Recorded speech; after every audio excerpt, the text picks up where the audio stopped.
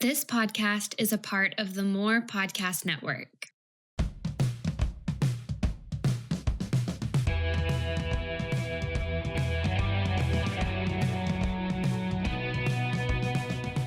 Hey everybody, welcome to the Daily Leader Podcast by Pattern Talent, where we interview great leaders and we seek to understand leadership. I'm Brad McDonald.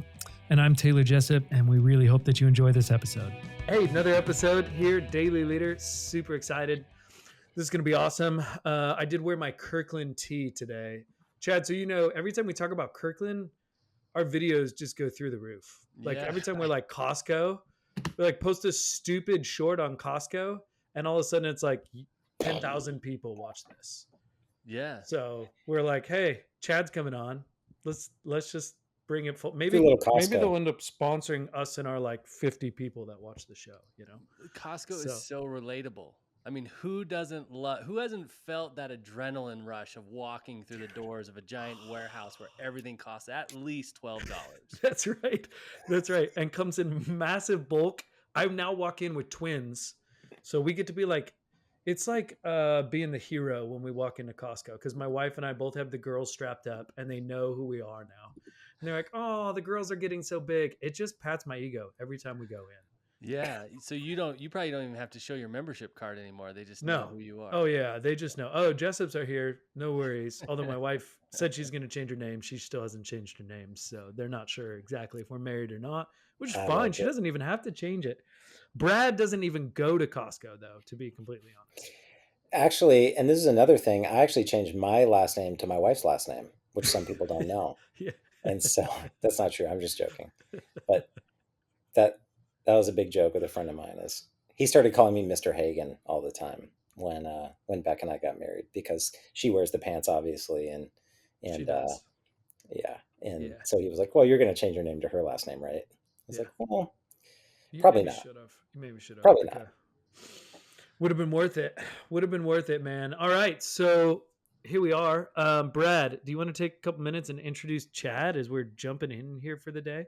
I do. I would love to. We're super excited. So we have a mutual friend with Chad in Adrian Kaler, who was on the podcast recently. Is one of the co-founders of Take New Ground.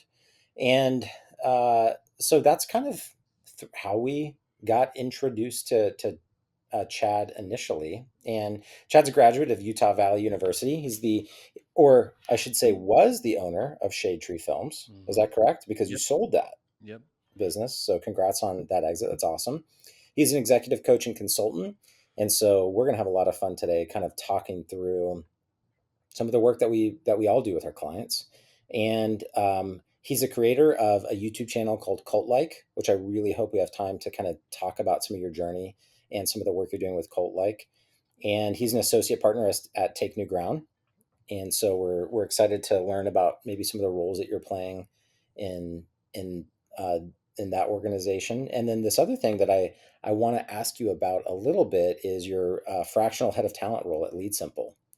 So really excited for all the work that you're doing, excited to learn what all of that means for your day-to-day life and what you're learning and how you're creating value for people. In that intro, I mean, we'll get into wanting to hear more of your story, but like, what do we miss? What is like the Chad that we didn't say that our listeners should know about you, man? Well, one point of correction is I actually didn't graduate UVU. I never graduated. Okay. So I was in I like it. Plot twist. In behavioral science at UVU, but I didn't finish. I was on track to become a therapist and go into that field. And then I didn't see a lot of opportunity for entrepreneurship in that area. And so I bailed. I quit. Okay. But loved my time there, loved learning, and loved that experience. What you missed was I'm a husband, and we're celebrating 20 years this year. Dude, congrats. And so that feels really big and really awesome. And I love her to death. We were just exchanging. Well, I mean, we can be real on this podcast, right? We're not pretending to be anything we're not. Her mom passed away suddenly and unexpectedly on Saturday night. Just this past Saturday night, after we were with her for a day of climbing and canoeing and Mm. kayaking, and so it's still a mystery. It's still a surprise to us. It's still like a shock. It's, we're coming off of a week of family, and literally had the service 2 days ago. Wow. Um, and I'm finding a new level of leadership and opportunity in that relationship as these momentous life things happen.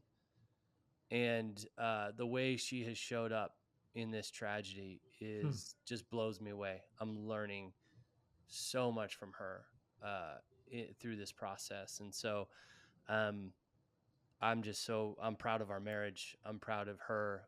I love her to death, and I'm also a Mm. dad of 3 kids. My Let's oldest go. is 18 years old. Wow, She's going off to that's big college too. this year Heck yeah. in August. She's going to go to the U of U, and she's going to study nursing, and that's incredible. And I've got a 15-year-old and I've got an 11-year-old. My 15-year-old is a performer. She's got an incredible voice. She's in all the local theater shows, and my 11-year-old is a break dancer. He's a competitive break dancer. So we travel all over the That's wild. place for break battles, and those are the most meaningful things you missed. Yeah, that's great, man. Dude, I love it. love it. Love it. Dad of 3. Okay, I don't want to roll over it. So, could you share a little bit about what you said your wife is teaching you and the season is teaching you a lot about leadership?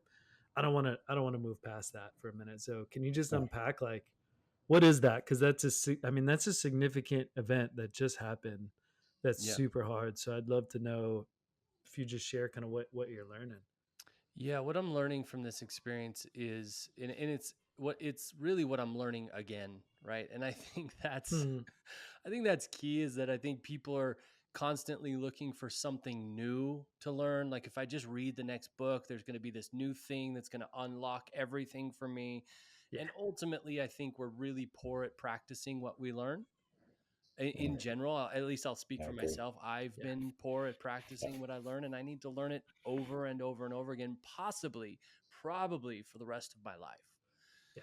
And what this is teaching me again is that everybody relates to something differently, particularly a large event, particularly something that's really loaded. And so I can Mm. find myself in moments wanting my wife to experience this in a specific way, Hmm.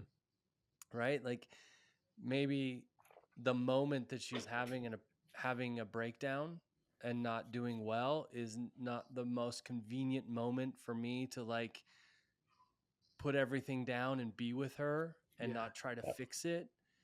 And so she's teaching me through this process. She's done such a beautiful job at just taking the emotion, the grief, the celebration. She's taking it as it comes and not judging it.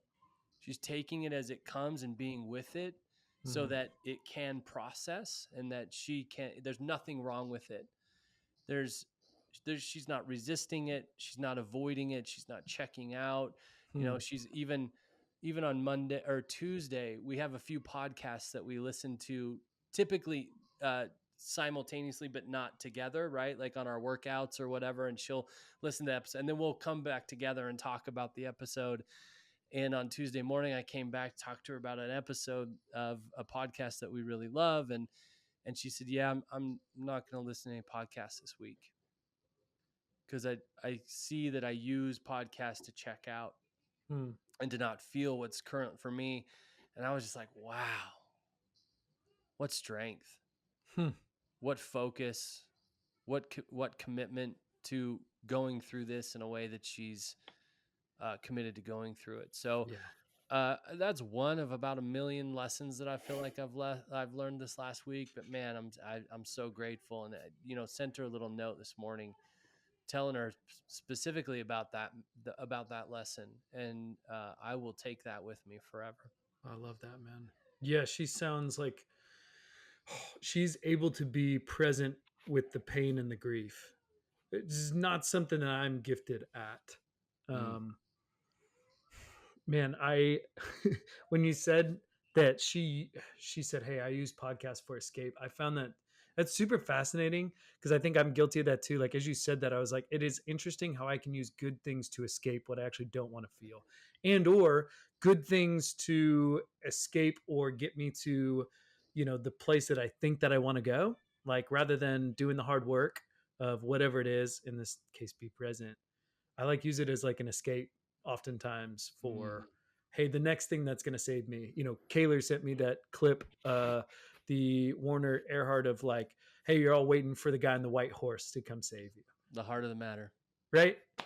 And it's like the white horse may actually be a lot of different things that I don't realize that it is. Like the white horse could be, hey, I'm listening to podcasts. Like that's gonna save me, man. Hmm. So I like that was really cool. I appreciate you sharing that, man. That's Yeah. Yeah. awesome. Thanks for asking.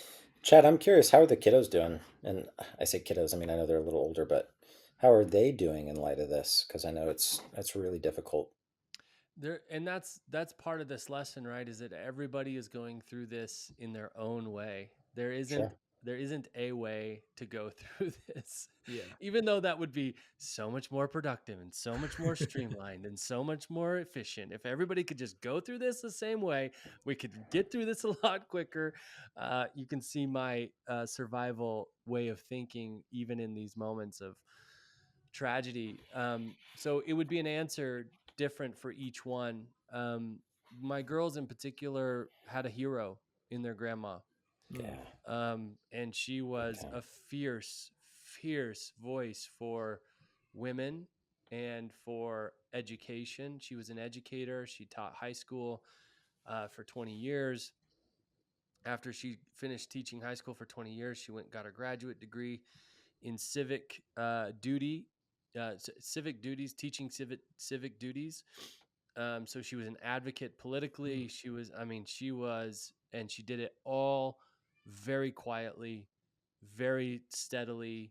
And she was a voracious reader. Our oldest daughter, is also a reader because of her. They would exchange books. She uh, when we were having a moment of just reflection and kind of breakdown and emotion, I just said, "What are you thinking about?" And she said, "I lost my book buddy." And so um, Mm. they it's moment to moment. It's I would say our 11-year-old is probably the most optimistic about it, or like, I don't know, that's not Sure. probably not the right word, but isn't he's he just I don't know. He's doing well. He stays connected to us. He really shows up when he sees his mom hurting, Mm. which I'm super proud of. And anyway, he got a fun week with his cousins, Yeah. Yeah. unexpectedly. Yeah. Time together around these experiences is always so helpful and so encouraging, even in spite of how painful the circumstances are. Yeah, my middle daughter, we had a really interesting experience at the service on Saturday because she'd been practicing all week to do a musical number with her cousin and her uncle, and when it came to the morning of, they were practicing, I could tell something was up, so I just checked in with her. And this is, she taught me once again the power of request and the power of um, asking for what you want, which is a very strong leadership skill. Mm. um, Even with all the pressure, even with all the expectation, everybody wanted her to do this. She came to me that morning after the practice and she just said, I don't want to do this. It's distracting me from being present in this service, being Mm. present with what, who Nana was. And I'm finding myself being nervous rather than just here, nervous about singing. And she said, can I just ask that I not do it? And I think that was a really big, bold move for her. Mm. And that taught me a lot too. Just like, it's okay. Of course. Yes, of course. You cannot, don't do it. Zero judgment, zero expectation for me. So uh, there's things we're learning that will take on forever. Yeah. Man, Yeah.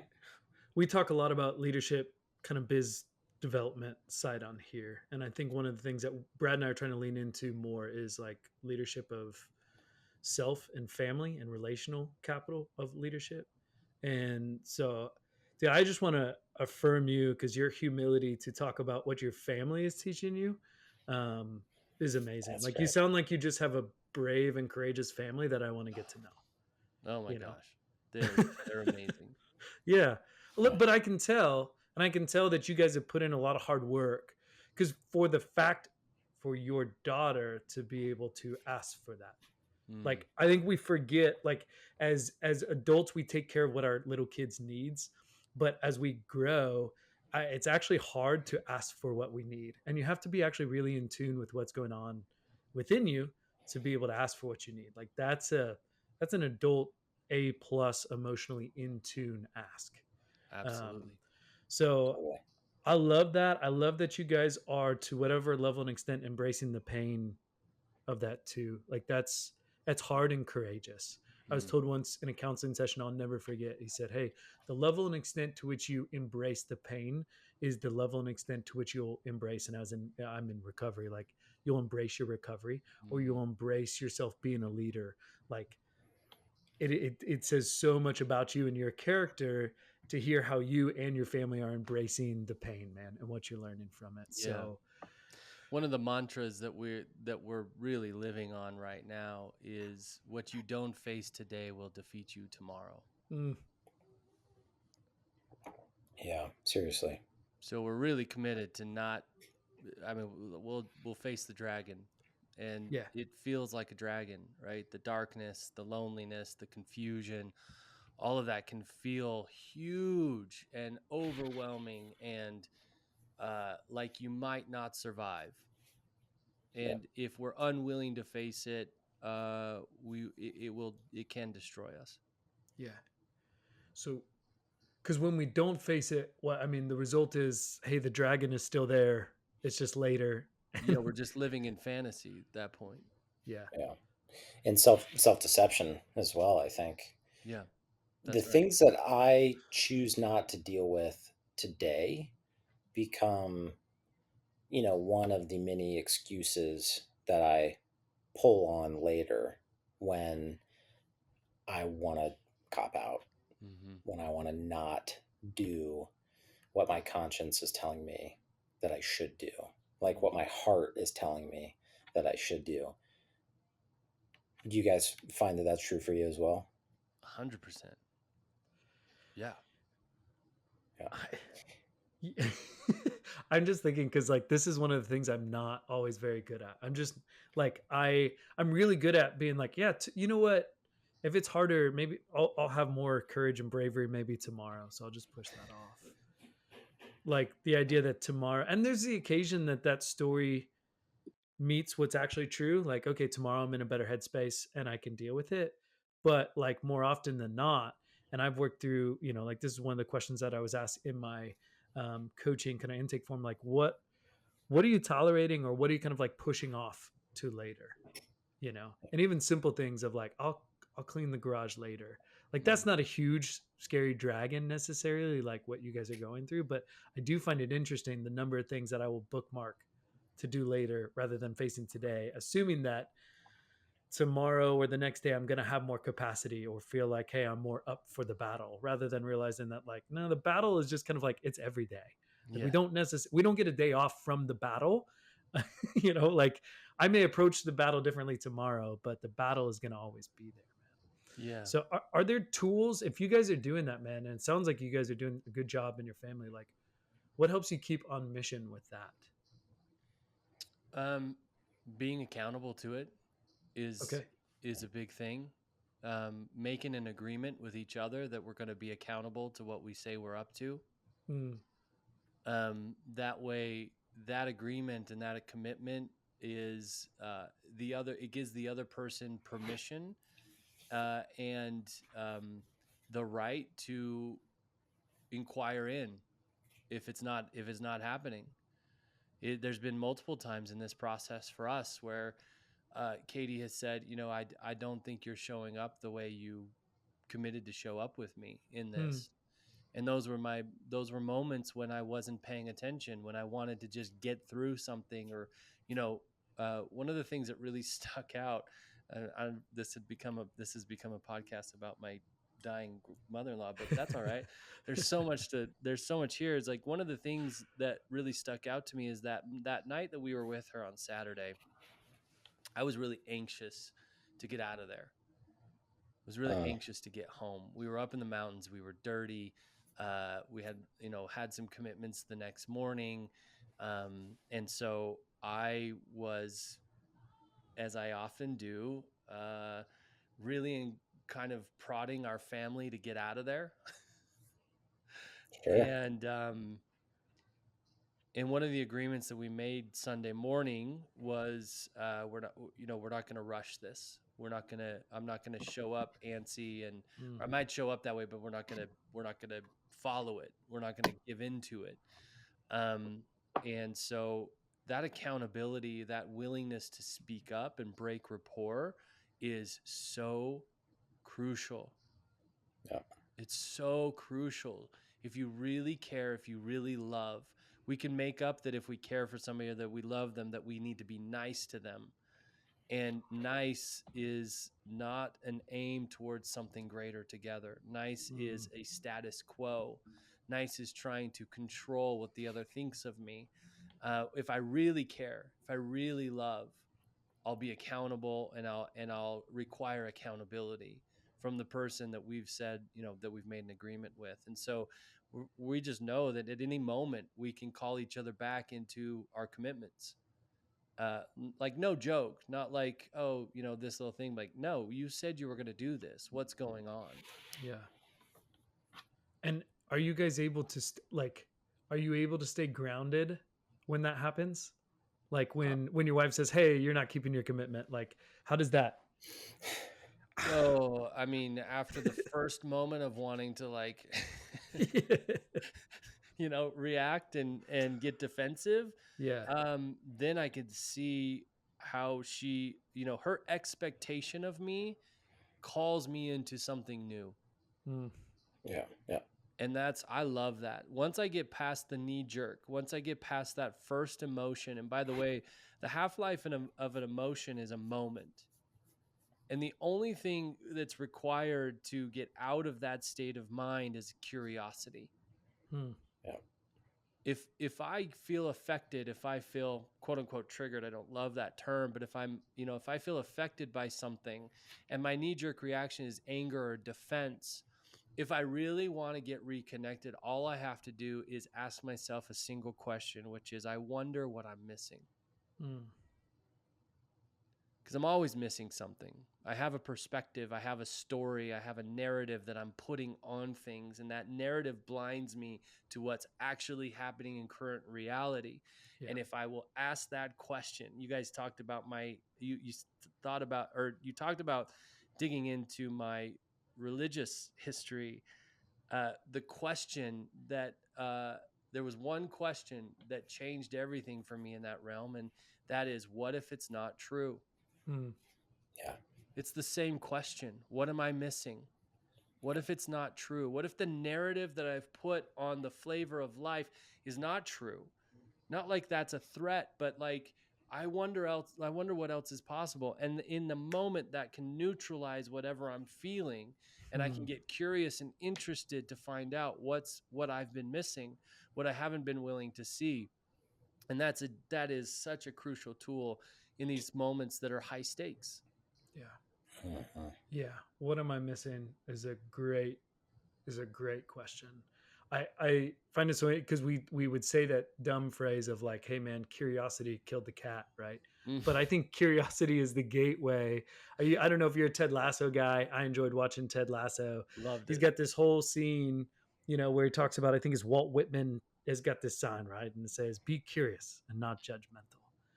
And like, man, I wonder what would happen in our personal relationships and in our professional relationships and just all around if we would ask ourselves that question more. Like, hey, I wonder what I'm missing.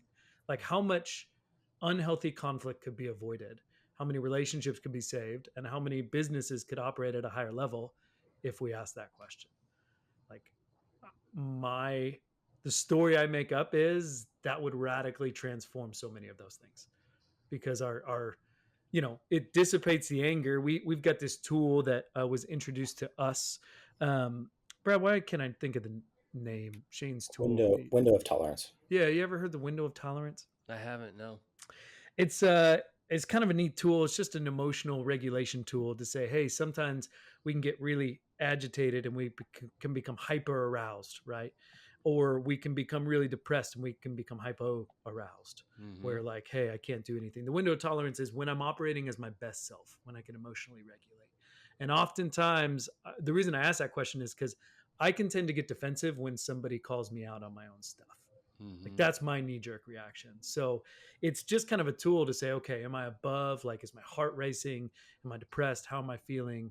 And I wonder if that question would help me emotionally regulate myself to kind of get back in. Like, man, Yeah. I wonder what am I missing here? Like, Yeah. That's good. And not like it's bad. yeah, Not like there's anything wrong, bad, or broken about the fact that you're missing something. That's yeah, not the point. You Yeah. can easily go to shame. You can easily go to, Yeah. oh, I always do this, blah, blah, blah, blah, blah. All of that BS. yeah, And I mean it in like, wow, this is an adventure if I'm willing to look at what I'm not seeing. yes, yeah, That's right. And understanding that the possibilities are so broad, right? That if we just allow ourselves to be um, wrong in our perceptions, like to give ourselves a moment to just be like, oh, just discovery. I just realized I'm wrong about this. I just wasn't seeing this for what it actually is. mm, Now that I am, or now that I'm at least closer to seeing it for what it There you actually go. is, what Yeah. what might happen next if I just take one step forward in a direction that seems a little bit more accurate. Mm. and and then who knows where a relationship will lead, a perspective will lead, how that might lead to some interesting new choices and options that were never on the table before when I was sort of rooted in my old thinking. And that is a big adventure. That is super exciting. yeah, One of the things I've heard you talk about, Chad, this was just like a little social media clip that you had posted a while back, but I think it's in a way relevant right now. You talked about the differences between like really hard, challenging experiences and how those things sort of become traumatic for us if we allow them to be. Mm. Like, is that something you could kind of speak to a little bit in light of what you're going through right now? How this experience of losing your mother-in-law is 100% tragic, and it's a very difficult Mm. and has severe consequences for the life of your family. Um, but that doesn't mean that it has to become something that traumatizes you over the course of your life, right? Yeah. And so, what would you say along those lines that might kind of help people understand how they can look at some of their really hard experiences and not allow those experiences to define them as they advance through their life and relationships? Yeah, you're pushing in on some dangerous ground. You might get some hate mail after this, but well, Yeah. Well, love Taylor it. checks that inbox, so Yeah, I feel frequently. very comfortable. I feel Frequently. comfortable going there knowing that Taylor will be receiving Yeah, I just grab a bottle of wine and tea, and just prepare to cry and just start reading. I just start reading, man. So, um, people don't like to hear this very much. But I should say those who want to stay asleep don't like to hear this. it. But I would say a powerful distinction that is I've made for me in my life is that there are traumatic events and then there is trauma. So trauma, so traumatic events is something happens. Usually it's unexpected. Usually it has some pain and some sorrow, and all of that sort of stuff. I would never ever discount people's experience in traumatic events Yeah, ever. totally agree. They are Totally agree. hard. mm, Period. And to be traumatized or to carry trauma is really, from my perspective, it's the story that we put on the series of events. So, really good example of this is a client that I'm working with currently and a team that I'm working with currently. Something happened on this team for an individual. They felt exposed and they felt betrayed. They felt embarrassed in front of their team. Mm. And um, they blew up and didn't want to work to reconcile it and ended up deciding that they were gonna leave the team. And as I'm working with those who work directly with this person, the managers, the executives that are over them, it's vastly different the way that they relate to what happened Mm. or what is happening. Because this particular team member that decided to leave was a really powerful producing asset to the team. They brought the numbers. Um, they were challenged by the cultural part of it, the communication and the connection part of it, which was what resulted in the blow up and the unwillingness to reconcile with the mistake. And to watch the difference in the way that these people relate to it, some of them, those colleagues and team members and managers, some of them see this as a really of course, the event of that happening was painful. It was quote unquote traumatic. It was a surprise. It was hard. It was challenging for everybody. It broke rapport, all of that sort of stuff. The event happened and it wasn't easy. Some people are viewing the event and relating to the event like, well, at least this was it was hard, but it revealed how we're not aligned. It revealed that we might be going down a road together that we're not up for. And thank goodness we figured that out now Yeah. rather than later. And then I learned so much from it and they learned so much from it. But there are others who are relating to it as like, this is horrible. This is Mm. very, very bad. We lost a top performer. He was embarrassed or they were embarrassed. And anyway, so that's the difference for me between this idea of like carrying, and it's so culturally hot right now to talk about trauma and all the traumas that you're carrying, and it's an excuse for me to disconnect from you. It's an excuse for me to not have to do this challenging thing because look, I've got some trauma around that thing. And I'm saying, well, would you like to take care of that? Would you like to? And if you do, all you have to do is re-examine the story or the meaning that you put on what happened and put a new meaning on it for the future that you say you want. Mm.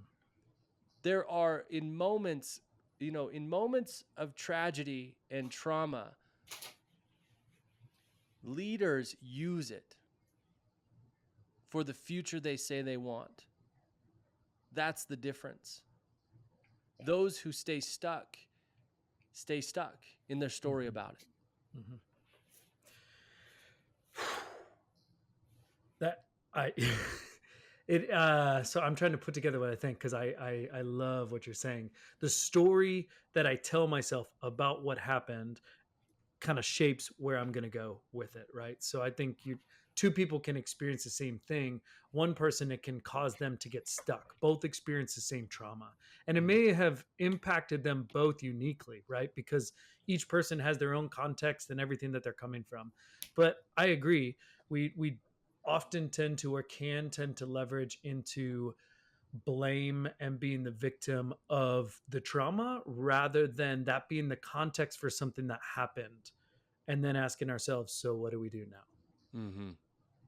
and moving forward from that, which is, you're right, it's probably not always a very popular position because because people, I love like, I don't want to say that everybody's trauma, like, because you're right, there are, hey, this is a significant trauma, there are people that need to go work through that and spend time with a professional and do all those kind of that is really true and heartbreaking. But I think in this situation, right, the trauma is like, I heard it defined once as like a big trauma or little t trauma, like a small, like, not that it wasn't traumatic, but it's not maybe life altering. Hey, I need to go get with a clinician to unpack this. So I can either use as an excuse, or like you said, hey, that unpacks an adventure of where we can go, because clearly there was misalignment, and now we have the opportunity to get realigned and figure this thing But out. even the big T, a Yeah. good clinician is going to help them rewrite the story of Yeah. how they relate to what that is. From my perspective, that is the only hope for creating peace around this event, Mm, is to rewrite the story, because typically you're right on. Blame, shame, and credit are the three things that create trauma. Those are the things that carry trauma for us. Like, yeah. so or that allow us to hold on to them, and they're the perfect excuse not to risk again. So when we're in the story of, like, it's I would say probably the most common that I run across is shame. That's the one I use to keep myself stuck. Is like when something traumatic or when something bad happens, is like, why me? Why Hmm. did this happen to me? I'm uniquely victimized by this, Yeah. or there's something wrong with me that the world inflicted this pain. Something along those lines. And ultimately it's just not true. I can't prove that I'm not uniquely susceptible to tragic events, or just as valid question is, why not me? Mm, Yeah. Right? Like, we're in a world of millions and millions of people, and terrible things are happening every single day. Why not me? yeah. It doesn't mean anything about me. It doesn't mean anything about, really anything at all. It just is. It is the events of, and part of this is like, this is part of what unraveled my faith in the religion that I grew up in. It's because everything needed to be explained. Mm, Everything needed to have an answer. Yeah. And I just don't think there are answers to everything. yeah. I think questions are much more powerful, and much more uh, questions questions are much more inviting to a vibrant life than an answer. Mm, yeah. Totally agree. I've said on here once, I said, hey, the right question is exponentially more powerful than the right statement, Mm, or right statement. yeah. I think you're right. We have a culture. So it seems like, kind of in the progression of humans, this is not very educated of a statement here, but like, hey, we progress to looking back at our past and our history to understand that that does impact us now. And we can say without a shadow of a doubt that I think most people go, yeah, that's 100% true. But how we let it affect us is super interesting, because it does seem to be a place where we get stuck in blame, shame. Like these statements that I feel like I hear a lot are, well, my parents just fill in the blank, and so this Yes. is the way that I am, Yes. right? Yes. Right. So I become a victim of that, rather than, we've all been victimized, right? Everybody in the world has been victimized. Something has happened to everybody that forms our story, but that's the context of where you come up from. And some people's stories are harder than others, but we also see plenty of people with really hard stories that live completely transformational lives because they chose not to become the victim of whatever that was, right? It didn't have to be their identity. I always say, hey, I think your past is important to look at and unpack for context, right? For Mm, understanding. It's like, big football guy, you go back, you watch the tape so that you can learn and understand and have the opportunity to do it different next time. yeah. And maybe something happened to you and you didn't have the ability to change that, but you do have the ability to think about, okay, where am I going? How's this impact me? And what am I going to do with this moving forward?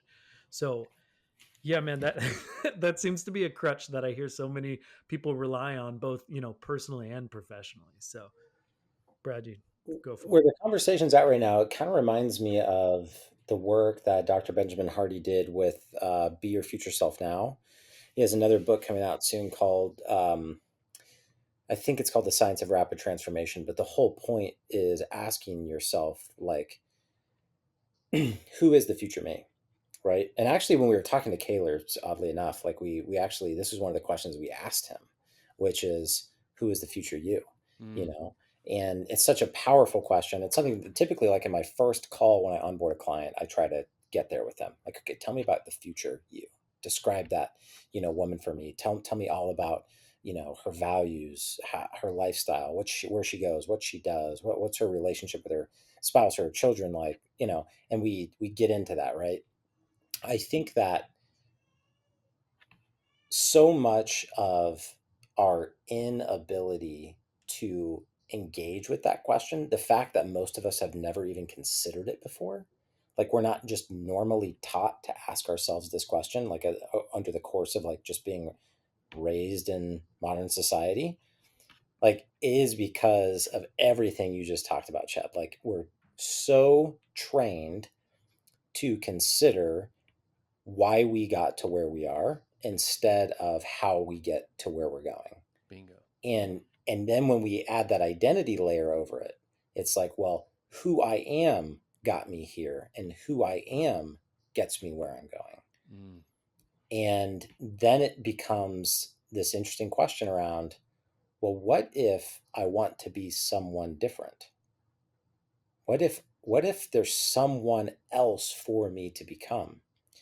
And that is, I mean, to me, this is like the very foundation of leadership, right? yeah. Is like asking, like, well, like not just where are we going, but like where is it possible to go? Where can one go? Like, if Dude. one were to set out on a journey, what destinations are available? Yeah. Yeah. Which is super fascinating.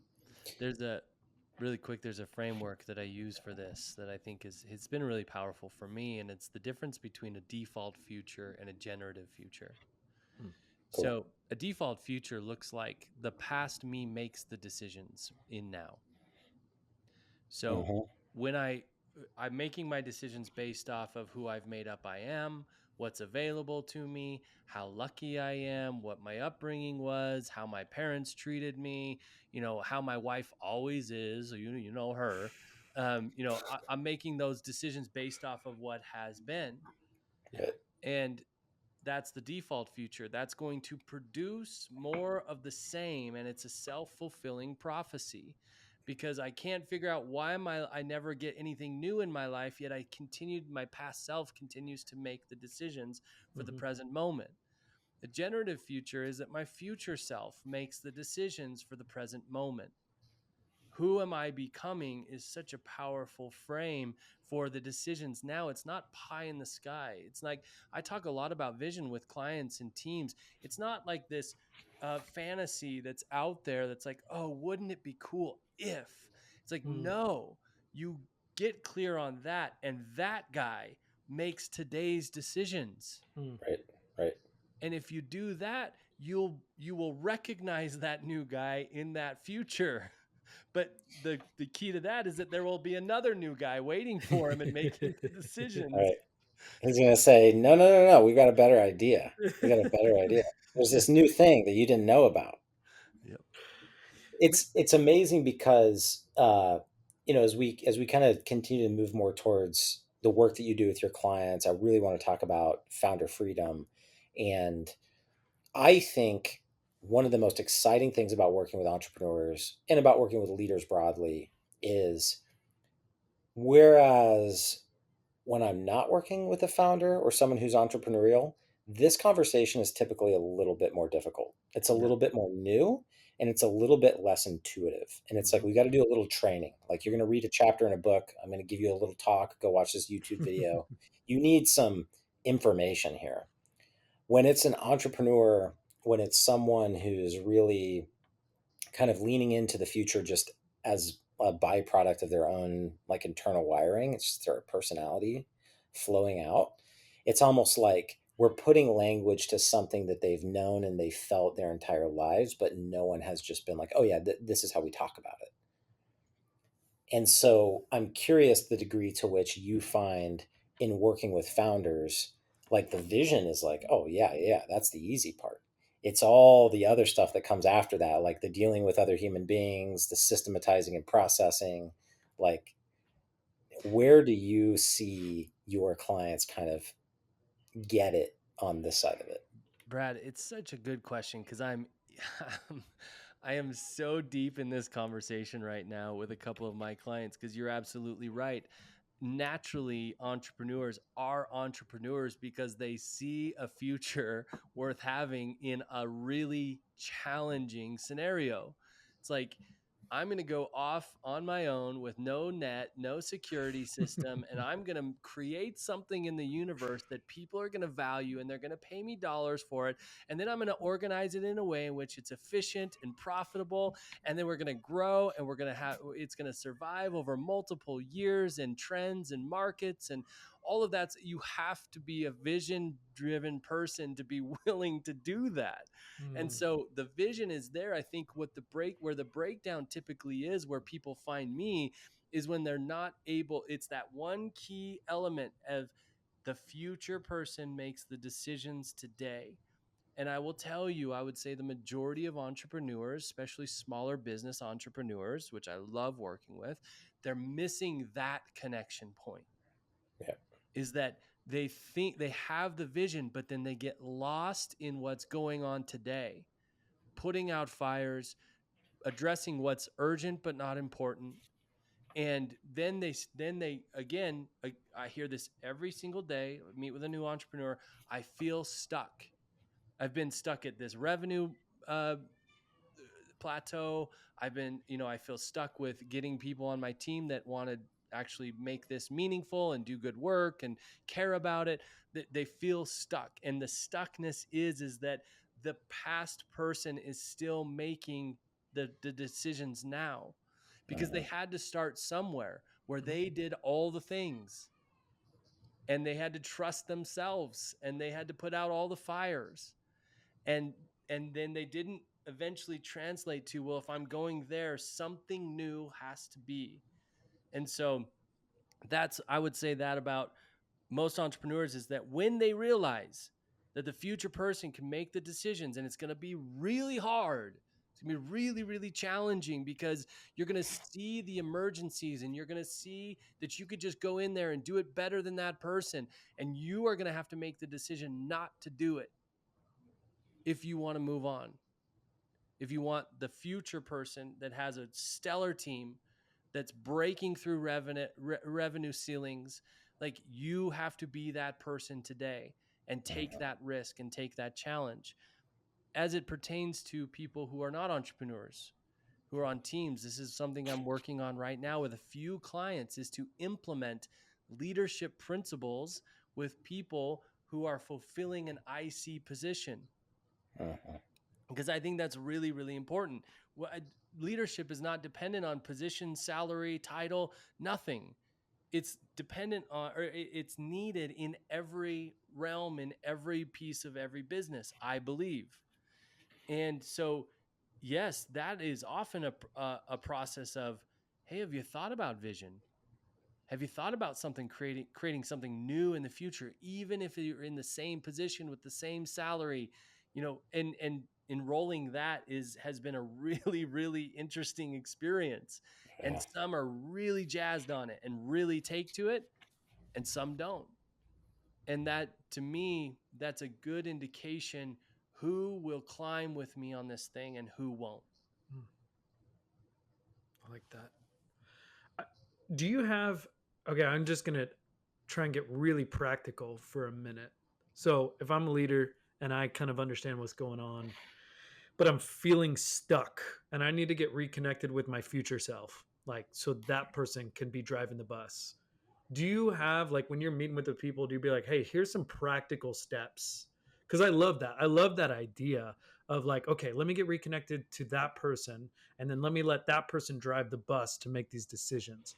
But, like, for our listeners out there that are going, okay, that's really cool, Chad, but, like, well, how do I do that? Like, do you have, like, here's a couple things that have helped me get reconnected, because I will let that person drive the bus, but it is easy for me to get into the default position again and then need to reconnect.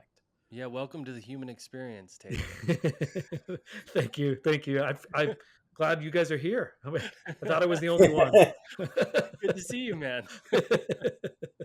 Yeah, practically, here's what I do for myself.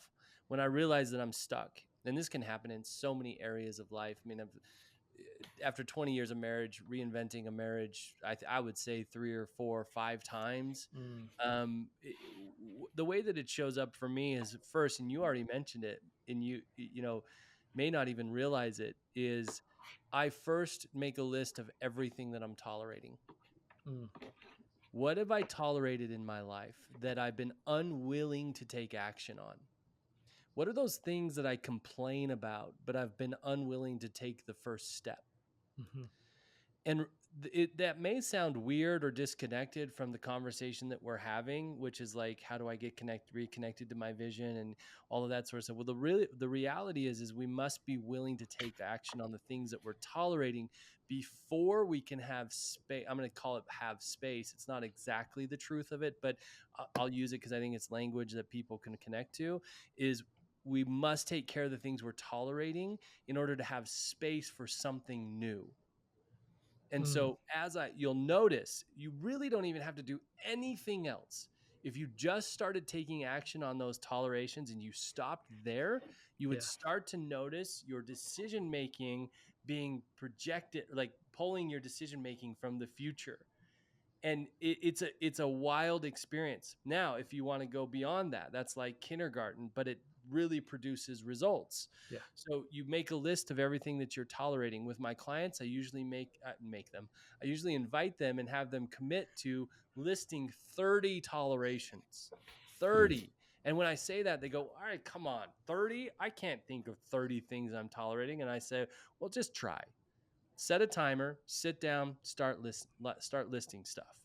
Then under each one of those tolerations, list what you're getting out of tolerating that thing. Mm-hmm. What's the benefit that you get from ignoring that piece of your life for it Mm. to be undone? Just notice. You don't have to do anything about it. Just notice what you're noticing about why you're willing to tolerate these things. And then if you want to go next step, if you want to, jump into junior high, list the first step to not tolerating that anymore. Just write it down. Write down what would be if I were not tolerating this any longer, like a clean garage or a messy garage. If I was Mm-hmm. unwilling to tolerate that any longer, what would that look like? Very first step. Well, maybe it's putting one piece of organization in one area or something like that. I don't know. You'd have to decide what those steps are. And that's very, very practical. And that's the very first thing that I would invite you to do. Then the next thing that I would invite you to do is, most likely your vision is not specific enough. Yeah. Um, Even really successful entrepreneurs that still feel stuck in certain areas of their life, the vision in that area of their life is very, very vague in general. Mm-hmm. Yeah. And I work with them to get very specific. And the specificity, you can't. The reason we keep things so general is because it satisfies the mind. It satiates it. Mm. It's like a belly that eats a lot of food, but the food is empty calories. It's like, I made this vision and I feel really great about it, but it's so generalized that there's nothing actionable about it. Yeah. So the second thing I would invite people to do is investigate the vision that you have. Is it specific? Does it have a what, by, when? Can you measure it? At the end of the time frame, if it does have a by when, at the end of the time frame, would you be able to identify whether you were successful or not? That's the stress test. So there's a couple things. Man, I, you know, that's good. something I was really excited to ask you about, Chad, was when I when I was perusing your website a little bit on founderfreedom.com, I was really intrigued by your four core values, Mm. and they were generous, accountable, bold, and connected. And I'm curious, like, what you would share with us about how you arrived on those values. I know those are, derived from your experience and they're probably very specific to you, but I also have to wonder to what extent those are very relevant to the founders that you're working with: generosity, accountability, boldness, and connectedness. What would you say to our listeners about some of those values that you've created? So values for me is, this is the how I'm going to do my work. So I think there is often a misconception about why we have core values or what they actually do for us. And Hmm. very simply put, this is how I'm committed to doing the work that I'm doing out in the world. My my vision is the what, and my mission is the why, and my values are the how. So they are a measuring stick for me to ask myself, particularly in decision making processes. If I'm thinking about bringing on a client but something doesn't quite fit right, or doesn't maybe seem something seems off, I can check them against these four core values and decide whether or not the interactions and what we've set out to do are in line with them or not. So is the decision that I'm about to make, is it generous?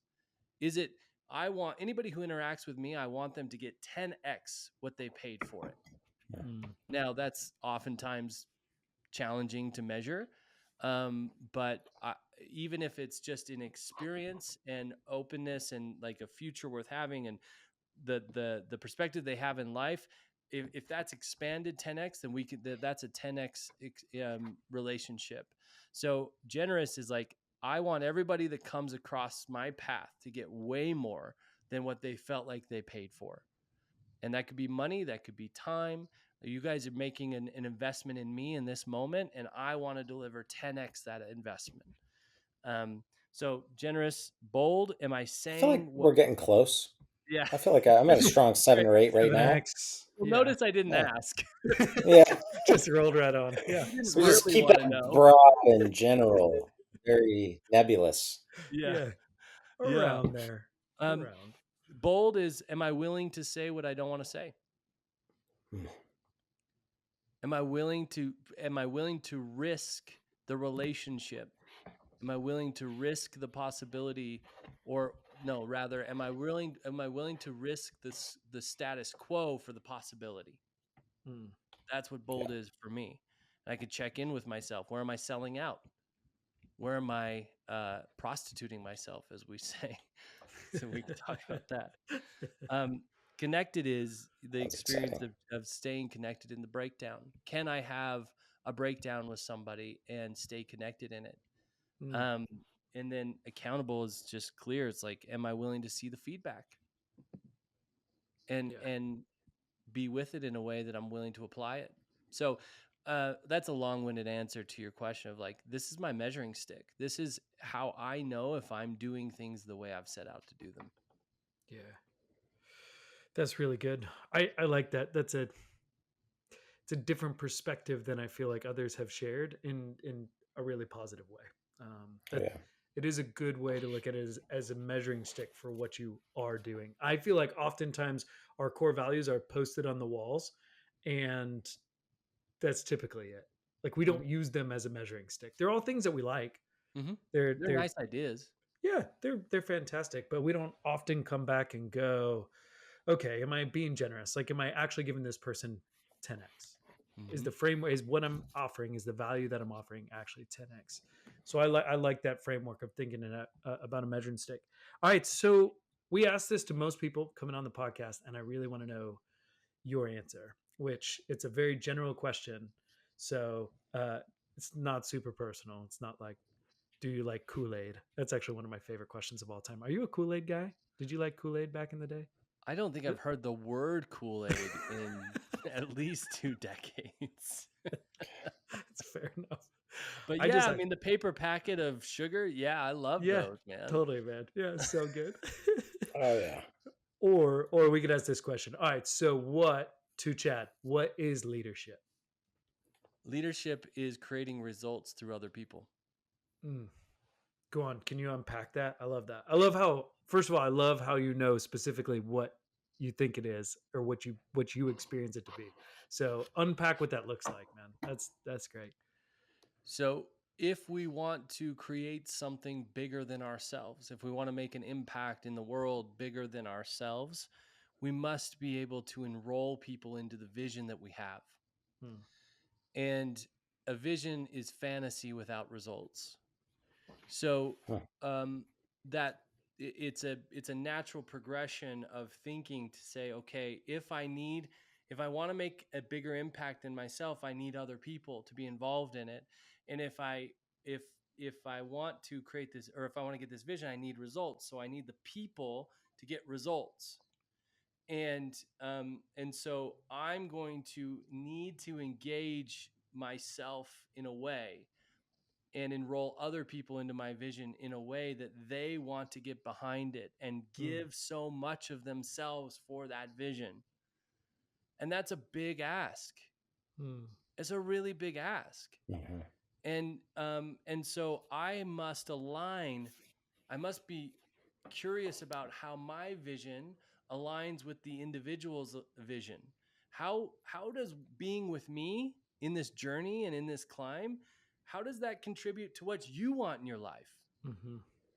And if it doesn't, we're misaligned. We should not be doing this together.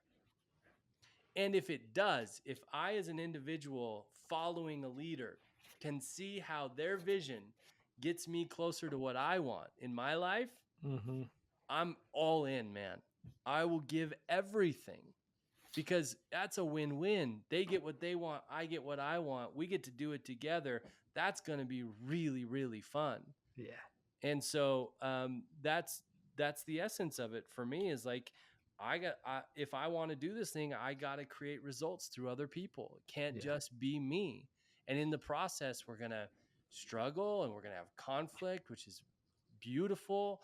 And then we're going to, get to some point along the road and look back and go, wow, we did that. Yeah. Dude, I love that. You got me fired up. I'm like, yes, I want to, Chad, let's align, man. Let's align. I've been reading through, I'm late to the party on this one, right? But I'm reading through for our audio only listeners, Start With Why, which I'm really enjoying because, he talks so much at the beginning of the book just about that idea of like making sure there is alignment.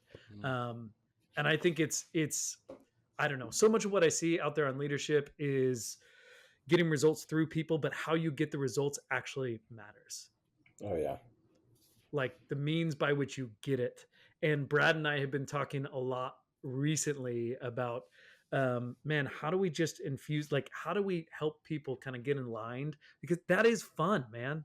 That has the opportunity to be fun when you're all running in the same direction and go, man, we are going to climb this mountain together and we're aligned. We're doing all those kind of things. It takes a lot of really hard work, I think. It takes a lot of probably conversations and questions that often we may not want to ask. But if we are willing to be brave enough to go to that place, then we can actually like go on that journey together. So that spot on. Great answer. Brad always has technical difficulties. every podcast. I don't know where he went. He's just gone, man. So he bailed. Yeah, he gone. I don't know about you, but I am a big I enjoy like The Last of Us and like all those kind of like zombie shows at the end. And so every time something like that happens or like a phone call drops, I'm like, dude, did the rapture happen? Is this zombie apocalypse? And like they just hit over in Peoria. He only lives 20 minutes away, but like maybe they're coming here. I got to prepare. I don't know. Yeah, I'm next. You're good. I don't know where you live, but you're probably got a little bit more time. I've got plenty of warning. We're out. Yeah. yeah. So you can just peace out. I'll get on Elon's. That's right. Ours and you start hit up Twitter, man. Am I back? Dude, we just had an experience without you here that was fantastic. Unbelievable. And I feel like I was like fully in the Matrix. That's what we actually said that by the end. We also didn't know if you were like zombie apocalypse started at Brad's house. No, I don't know what went down there. I'm like looking around, like what's happened? Like what happened? I want Nikki to keep part of this. I know she's going to be like, we should take that. I think we should keep that. It's just good. All right, slow burn. Let's do it. Okay, so Chad, here's the deal with slow burn. It started off as like hey, we're going to rapid fire you 2 paradoxes because so much of leadership is dealing with like paradoxes and not necessarily just like, hey, there's a black and white answer to this, right? So we're going to give you 2 kind of hard rock in a hard place. Just choose one, whatever you think. You got like 15 seconds to explain why. Then we're moving on. Know what I mean? Right. Cool. So slow burn. I'm going to give you first two. All right. So what is more important, being or doing? Being, Being because. because all of our doing comes out of our being. So if I just choose that, I choose, this is the exact same conversation we were having about the future self making the decision. Yeah. That's who you've committed to become. And as long as you're clear on that, action will take care of itself. Okay. All right, man. Love it. All right. Let's keep rolling. People or tasks? People or tasks? People. I mean, if there aren't people, what's the point of tasks? That's good. I haven't heard that Fair one before. question. That's a Fair good question. question. All right. What about relationships or results? Same answer. Relationships. I don't care about results if it doesn't do anything for a relationship. Yeah. Yeah.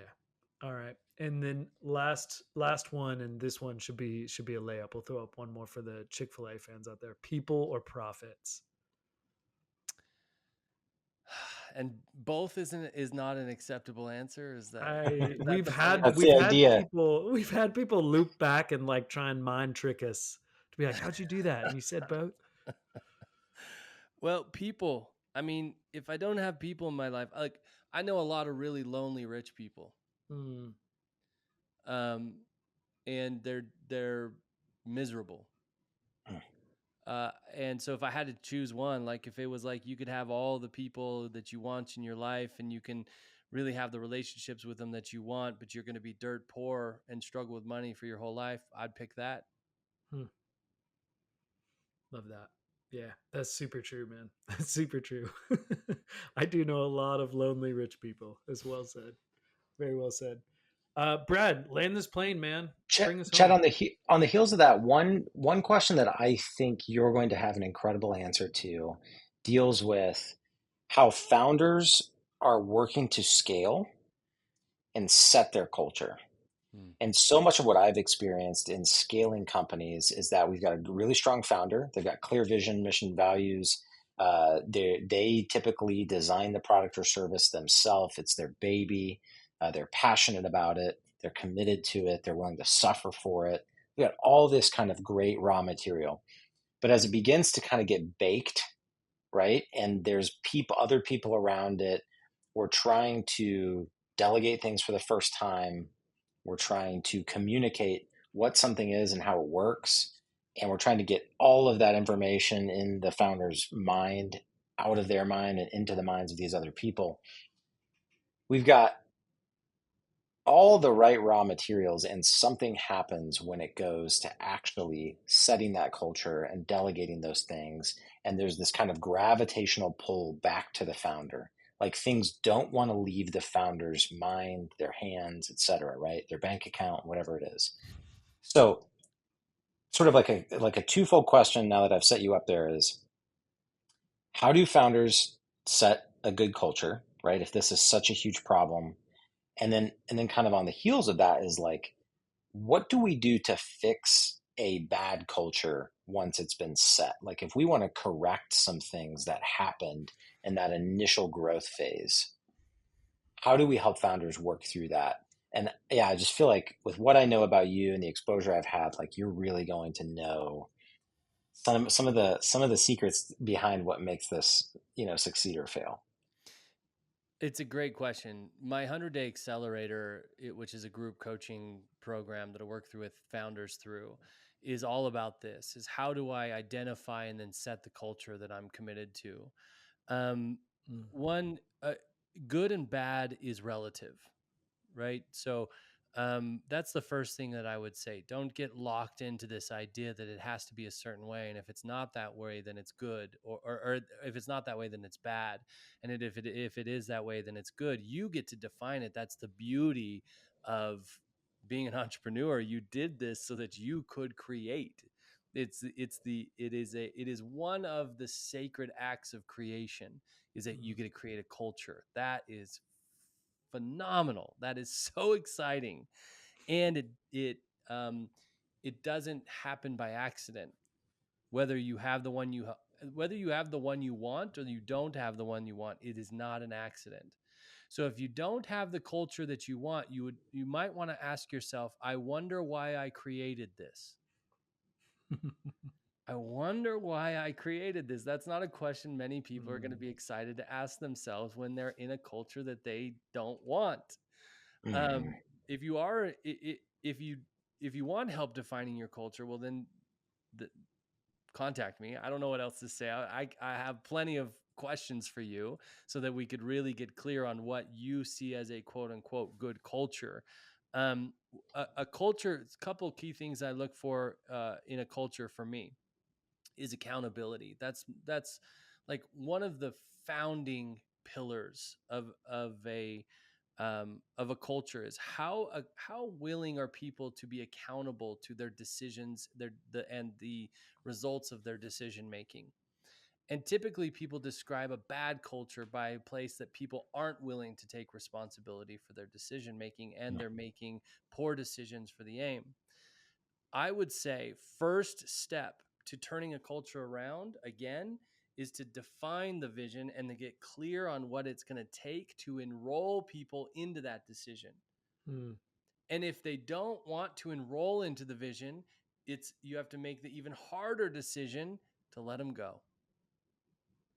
Now, that's so much more difficult than it sounds, because you've got all of this narrative running in your mind about, well, who's going to do the work, and then it's going to fall back on me, and we have capacity and budget, and I don't want to hire somebody again, that's so expensive, and that's time. Well, you're going to spend more time and money in a culture that doesn't work than you ever would letting somebody go who doesn't fit in it. Yep. So Please true. understand that if you get anything out of this conversation, understand you will spend more time, money, energy, stress trying to fit somebody into a culture that they don't fit into than you would letting them go. Letting them go. And look, that's an act of love. I want to be clear about that. If you try to fit a round peg into a square hole, that's called coercion. That is not love. So the greatest act of love that you can do is to recognize that they don't fit and encourage them to go find a place that does fit. And then you go find somebody who is a fit and does want to be there and is willing to get committed to it. So defining the vision, enrolling people into the vision, understanding every piece that each person is responsible for, and then not holding them. Sorry, let me correct my language. Is paying attention to whether or not they're willing to be accountable to what they own. And if you do those three things, things will start to turn around. Clear. Yeah, man. That is that Brad, is that I want to be respectful of our time because I could keep going. So I know we got to Well, land this plane. That's super okay, cool. big question I have is I want to know about your hat. I'm still curious about your hat. So it's an ampersand for people that can't see it. And it's, the significance of an ampersand is and. Yeah. I particularly struggle with black and white thinking, which is like it's either this or this. Like I can either have people or I can have profits. Or I can be connected to people or have profits. And I'm very susceptible to that kind of thinking. It's very historical for me. The culture I grew up in is very, very much lives in that black and white thinking space. There's not a lot of gray available. Yeah. And so, for one, I spend most of the hours of my day on Zoom with clients. And so I'm looking at myself while I'm looking at other people. And it's a reminder to me, hey, there is gray here. It's not either or. We can find both. We can find the and in every situation. So that's one thing. It's also a reminder to my clients. Same thing. There's opportunity for gray. It's always a conversation starter. People always ask about it, and it's a great introduction to the principle. So I have that and on my hat, and I also have it tattooed on my finger, on my ring, on my wedding finger, and that simply is that it's Chad and Katie forever. That's beautiful. Very Love that, cool. man. Yeah. Very cool. And then maybe just a final plug on cult like, because I think what you're doing is so fascinating. I think it's really exciting. And I think you're inviting people into conversations and raising awareness about some things that are really important. Mm, And so I'd love for you to just maybe tell our listeners a little bit about the work that you're doing there. Just somewhat separate, but I think really in some ways very aligned with your other work helping founders. So yes, give us the rundown. very aligned. Yeah. The tagline for cult like is the greatest battle we can fight is that for freedom of thought. Mm, Um, if we lose our freedom of thought, then we are controlled. If we lose our freedom of thought and we're controlled, then we can't make the difference in the universe that I or in the world that I think we're here to make. We're going to be uh, whatever. We'll be controlled. The results will be somebody else's, and so um, I have alluded to it a couple times in this conversation. I grew up in a religion. I'm not going to call it a cult. That's pretty controversial, but it definitely has cult-like thinking. And there are aspects of it, which I think most religions do have some of these aspects to them. And that's why I called it cult-like, because I'm not that interested in trying to define who's a cult and who's not. I'm much more interested in what is the type of thinking that allows mm, us to buy into cult thinking. What are the motivations that we would give up our freedom of thought for perceived safety and perceived belonging? That's the mm, biggest thing. People want so badly to belong. That's written into our DNA. We developed, we evolved that way, and we will do some really crazy stuff to belong. mhm, And so the crowd, the group, is the cult. And so I've always been fascinated by cults in a really weird way. Um, I read every book, watch every documentary that I possibly can around cults and how they developed, and really how do seemingly intelligent people uh, find themselves in a cult. And so I wanted to explore it deeper as part of a passion project, but it's absolutely aligned with the work that I do in leadership, because I believe the greatest act of leadership is to help somebody discover and maintain their freedom of thought. I'm not mhm, interested in coercing anybody to do anything. I want them to be there because they want to be there and that they see clearly how it benefits them. And so it's a fun project, and I'm exploring different aspects of life and different aspects of different organizations and how do they think like cults and how are they working to coerce each other. So I have eight. Uh, why is the word escaping me? I've discovered eight like hallmarks of cult Yeah. I was thinking. going to say the word tenants Yeah, tenants or too. Yeah, something. Yeah. yeah, eight tenets, eight hallmarks that I measure against to start to think or to start a conversation of like, is this cult like thinking? Um, and secretively, my hope is that people in the business world will watch some of those videos and start to recognize some of the ways that they're leading that might lend itself to some cult like thinking. mm. And then if they're willing to interrupt those conversations, it could create some different results for them. So it's both really fun and fascinating for me, and um, I believe deeply in freedom of thought. Dude, we got to have you back on. I'd love to explore that conversation more, That'd be like great. Oh, so yeah. much more. It'd be so fun because the idea of like, if I align with this kind of thinking, I will now have a perceived sense of safety. And therefore, I am super fascinated by that, both, in the business world, in the religious sector, and in all those different places. So I think it's awesome. I'm super curious. I too am like, every time there's like a cult, I'm like, what's going on? And there's a great Hmm. question. How do these people who are smart, like, I think sometimes I'm arrogant enough to think I'm smarter than somebody else that maybe joined a cult rather than You're curiosity of not like, unique. You're not I'm unique not, in that thinking. Yeah. right, right. Like, why not me? Why Yeah. not me? Why Yeah. haven't I? Or where have I aligned with cult like thinking? That's a Right. great So, question. man, Yeah, we got to. We'll have you back at some point, man. Because love to unpack that more. Let's do it. Man, our listeners can find you in our show notes. There'll be a bunch of stuff. Where else, if they were going to look for you, if they're like, man, I want to, learn more about what Chad is doing, where are good places to go? LinkedIn. I'm pretty active on LinkedIn. Freedom-founder.com is my landing page website for my accelerator. You can also go on there and take an assessment, a leadership assessment that will measure. It's like 15 questions, take you under 5 minutes, but after that assessment, it will outline in all 4 pillars of leadership where you're strong and where there's opportunities for improvement. And then it will give you some suggestions for improvement. So I'd encourage anybody to go take that assessment, connect with me on LinkedIn. I also just started a free, for now, school group.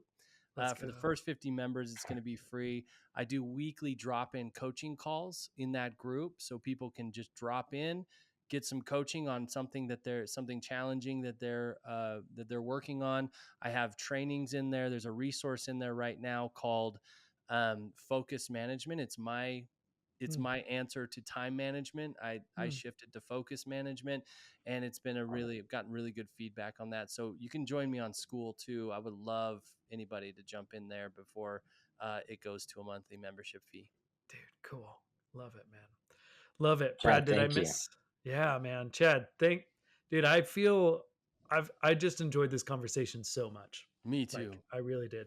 Thank you for your authenticity and transparency. I know maybe some of those are buzzwords right now that are like, thanks for being so authentic and stuff. But like, man, I'll tell you what, we started off like at the beginning of just talking about your mother-in-law who's passed away. And I just appreciate what you shared about that experience and your family and how you all have handled that. So it's been great to get to know you and have you on, man. Yeah, So I thank you. Thank you for your guys' generosity for the space. I just see this as such an honor and a privilege that you would make this investment. So thank you for that. I want more of you guys. Like this was really great. And I think there's a lot of great ideas we could throw around. So let's do it. I appreciate it. Yeah, man. Yeah. All right. Well, all of you Daily Leader listeners out there that have the tattoo and have it, sketched into your head, Daily Leader podcast forever. That's a real thing. I'm waiting. Somebody's going to get one. Probably not. Like, subscribe, do all those things, and we will be back again with another episode.